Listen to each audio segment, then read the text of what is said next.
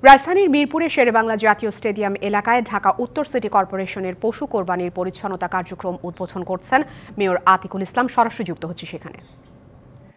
এখানে বিভিন্ন মাংস পৌঁছে দেওয়ার জন্য আমরা রিক্সা ভ্যান রেখেছি।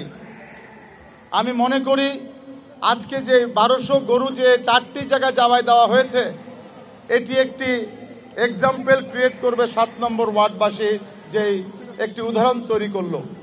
আমি আপনাদের সকলকে ধন্যবাদ জানাই এবং বিশেষ করে যারা আজকে বাড়িতে যাবেন পশু কোরবানি দিয়ে, আমি অনুরোধ করব আপনাদের, কারণ জানেন বৃষ্টি, এই রৌদ্র, এই বৃষ্টি, এটি এডিস মশার জন্য, ডেঙ্গুর জন্য একটি ভালো একটি ওয়েদার।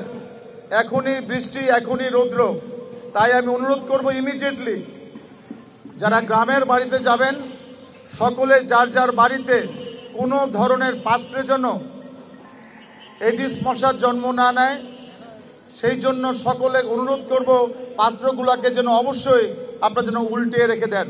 কারণ বাড়িতে চলে যাবেন, আসবেন 7 দিন পরে, এই 7 দিন কিন্তু এডিস মশার জন্য কিন্তু একটি বড় একটি ক্ষেত্র তৈরি হতে পারে স্বচ্ছ পানিতে।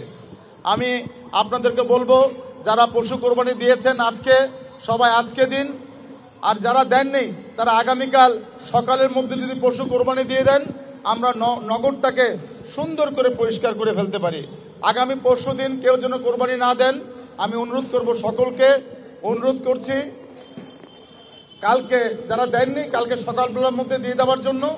আমাদের পরিষ্কার পরিচ্ছন্ন কর্মীরা মাঠে থাকবে এবং এই যে পরিষ্কার পরিচ্ছন্ন কর্মীরা এইভাবে যে কাজ করছে, ওনাদের জন্য এবারটা প্রত্যেক ওয়ার্ডে ওয়ার্ডে আমাদের সকল পরিষ্কার পরিচ্ছন্ন, এই যে বোনরা কাজ করছে, ভাইরা কাজ করছে, এদের জন্য আমরা একটি বড় খানা দিব আগামী 7 দিন পরে।